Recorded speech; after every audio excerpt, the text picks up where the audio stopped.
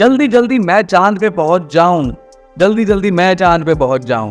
जी हाँ दोस्तों, ये जो स्पेस रेस लगी हुई थी रशिया ने और अमेरिका के बीच, और जहां पे चंद्रयान 3 अपनी गति के साथ धीरे धीरे आहिस्ता आहिस्ता पहुंचने वाला है चंद्रमा की सतह पे, मगर वहीं पे जब रशिया ने, रोसकॉस्मोस ने जब अपना लूना 25 भेजा था, सबने बहुत बहुत बड़े बड़े वादे किए कि हम ये कर देंगे, हम इतने पुरानी ऑर्गेनाइजेशन है, हम ये कर देंगे, इतना बड़ा देश है, हमने इतने सारे मेडल हासिल कर रखे हैं, पहला एनिमल हमने भेजा, पहला आदमी हमने भेजा, पहला औरत हमने भेजी, पहली सैटेलाइट हमने भेजी, इतने बड़े बड़े जो पदक इन्होंने हासिल कर रखे थे स्पेस रिसर्च के अंदर, वो सारे दोस्तों आज की डेट में फेल हो गए।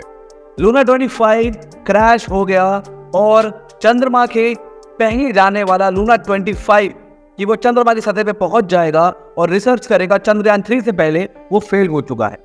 चंद्रयान 3 से जल्दी पहुंचने के चक्कर में क्रैश लैंडिंग हो गई और लूना 25 तहस नहस हो गया।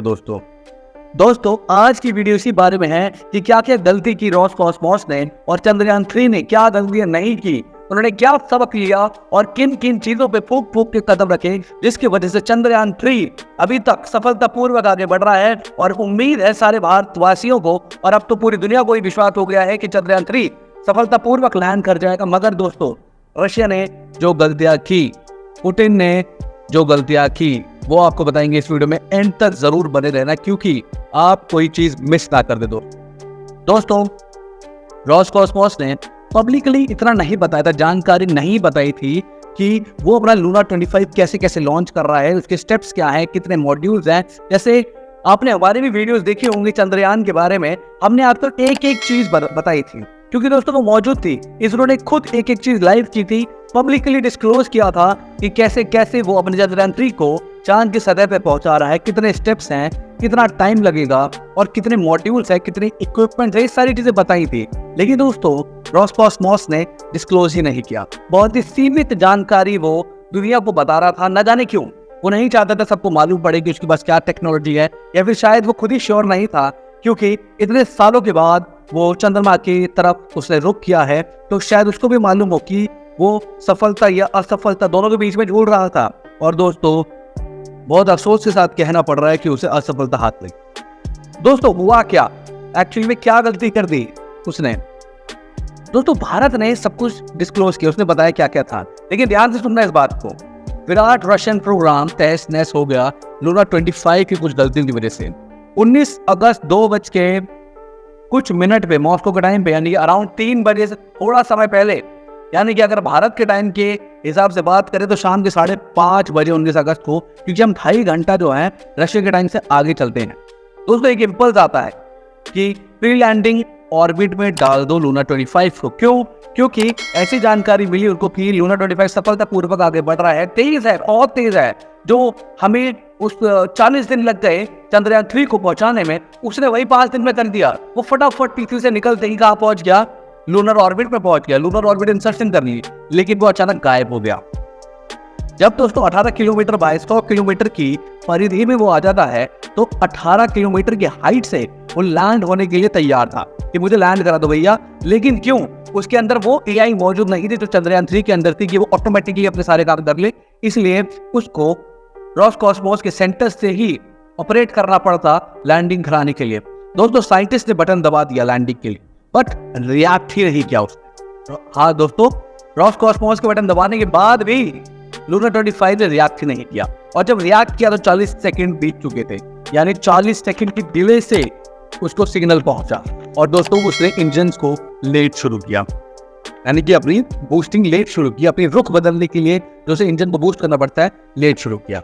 दोस्तों अब क्या हुआ, ये न्यूज लाइव कर दी गई कि लूना 25 ने गलत ऑर्बिट में कदम रख लिया है, वो उससे संपर्क टूट गया और वो गलत ऑर्बिट में चला गया है। तो भैया दुनिया ने बहुत सारी निंदा की पुतिन जी की और रशिया की कि उन्होंने इतने सालों के बाद अपना वो भेजा, अपना यान भेजा चंद्रमा की तरफ लूना 25, और वो गलत ऑर्बिट में चला गया। पुतिन को नहीं मालूम था क्या करना है, और इतने सारे खिताब है उनके पास, पहला जानवर भेजा, पहला इंसान भेजा, पहली औरत भेजी, पहला स्पेस क्राफ्ट भेजा, पहली मून लैंडिंग की, पहली मून पे सॉफ्ट लैंडिंग की, पहली सैटेलाइट स्कूटिंग भेजी, इतना सब कुछ किया। लेकिन उसके बाद भी इंटरनेशनल मीडिया ने बहुत तहकीकात की और बहुत ज्यादा निंदा की कि पुतिन, रोसकॉस्मोस और रशिया नाकामयाब रहे। खैर दोस्तों, चलो ठीक है, मान लेते हैं कि वो गलत ऑर्बिट में चला गया था, तो उसको कुछ घंटों की मोहलत दी। सोचा कि कोई नहीं, अब जब चंद्रमा फिर से अपना रुख बदलेगा और वो पूरा चक्कर लगा लेगा, तो फिर से अब जो है रोसकॉस्मोस फिर से प्रयास करेगा और लूना 25 को लैंड करवाएगा। अब दोस्तों लैंड करवाने का टाइम आ गया। जब चांद उगेगा फिर लैंडिंग प्रोसीजर शुरू कर दिया उन्होंने।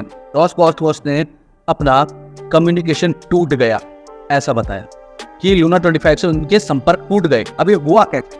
अब दोस्तों कम्युनिकेशन जब टूटते हैं किसी स्पेसक्राफ्ट से, किसी स्पेस एजेंसी के, चाहे वो इसरो हो, चाहे रोसकॉस्मोस हो, चाहे नासा हो, उसके जब भी संपर्क टूटते हैं तो उसकी वजह क्या क्या हो सकती हैं। देखिए दोस्तों, एक वजह तो आपको बताते हैं कि उसके उपकरण खराब हो गए होंगे, इसलिए वो संपर्क टूट गया, वो पकड़ नहीं पाए सिग्नल को। और दूसरा ये कारण हो सकता है कि टेलीमेट्री ट्रैकिंग जो पृथ्वी पर बैठे बैठे रोसकॉस्मोस के साइंटिस्ट कर रहे थे, वो ठीक से कर नहीं पाए। अब वो क्यों नहीं कर पाए? या तो उनके पास इतनी मदद नहीं थी, उनके स्पेस रिसर्च सेंटर इतने बड़े नहीं थे, इतने एम्प्लॉयज नहीं थे, या फिर इतने अच्छे साइंटिस्ट नहीं थे, या कंप्यूटर्स नहीं थे, वो टेक्नोलॉजी नहीं थी, या फिर उनकी वो एडवांसमेंट नहीं होगी।